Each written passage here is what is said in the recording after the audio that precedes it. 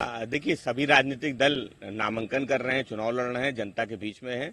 देश के प्रधानमंत्री जी को भी 10 साल की अपनी उपलब्धि बतानी चाहिए, लेकिन भारतीय जनता पार्टी जिस तरीके से मुद्दों से अलग बात कर रही है वो पूरा देश देख रहा है। प्रधानमंत्री जी नामांकन कर रहे हैं, इंडिया गठबंधन का प्रत्याशी भी सामने है। चुनाव परिणाम सामने आएगा, जनता तय करेगी कि कौन वाराणसी से सांसद बनेगा। आज पूरी जनता बहस कर रही है, जनता पूछ रही है बेरोजगारी, महंगाई, किसान मजदूर जैसे मुद्दों पे, लेकिन भारतीय जनता पार्टी आज महंगाई का माँ बोलने को तैयार नहीं है, बेरोजगारी का बा बोलने को तैयार नहीं है। केवल मुसलमान माँ माँ माँ कर रही है।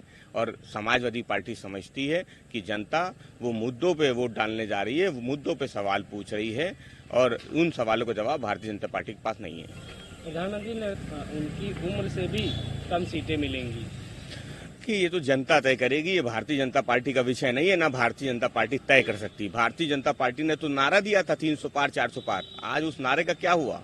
आज जनता भाजपा से सवाल पूछ रही है और उन सवालों का जवाब भाजपा के पास नहीं है। इंडिया गठबंधन पूर्ण बहुमत की सरकार बनाएगी। समाजवादी पार्टी इंडिया गठबंधन को जिस तरह से जनता का समर्थन मिल रहा है वो पूरा देश देख रहा है, पूरा देश आज इंडिया गठबंधन के साथ खड़ा है। देखिए, समाजवादी पार्टी ना व्यक्तिगत किसी पे कोई सवाल जवाब करती है, ना इस तरीके के सवालों में उलझना चाहती है।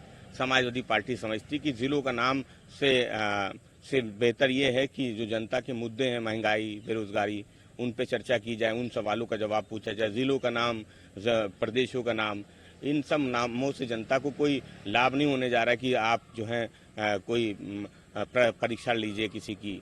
सवाल ये है कि जनता के मुद्दे क्या हैं। जनता के मुद्दे बेरोजगारी, महंगाई, किसान मजदूर हैं, और उन सवालों का जवाब भाजपा को देना चाहिए।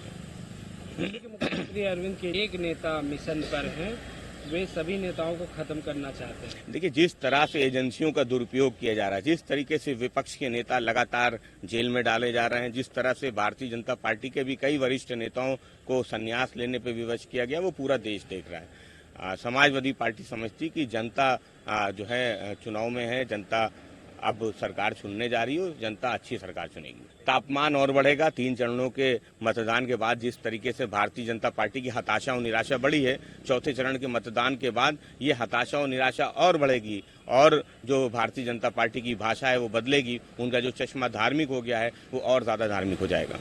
देखिए, हर पार्टी का नेता अपने नेता को चाहता है कि वो उनकी सरकार बने, वो प्रधानमंत्री बने, उनको शुभकामनाएं।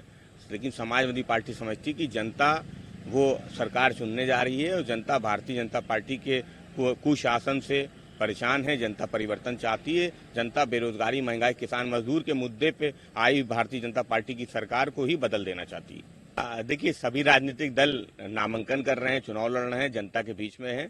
देश के प्रधानमंत्री जी को भी 10 साल की अपनी उपलब्धि बतानी चाहिए, लेकिन भारतीय जनता पार्टी जिस तरीके से मुद्दों से अलग बात कर रही है वो पूरा देश देख रहा है। प्रधानमंत्री जी नामांकन कर रहे हैं, इंडिया गठबंधन का प्रत्याशी भी सामने है। चुनाव परिणाम सामने आएगा, जनता तय करेगी कि कौन वाराणसी से सांसद बनेगा।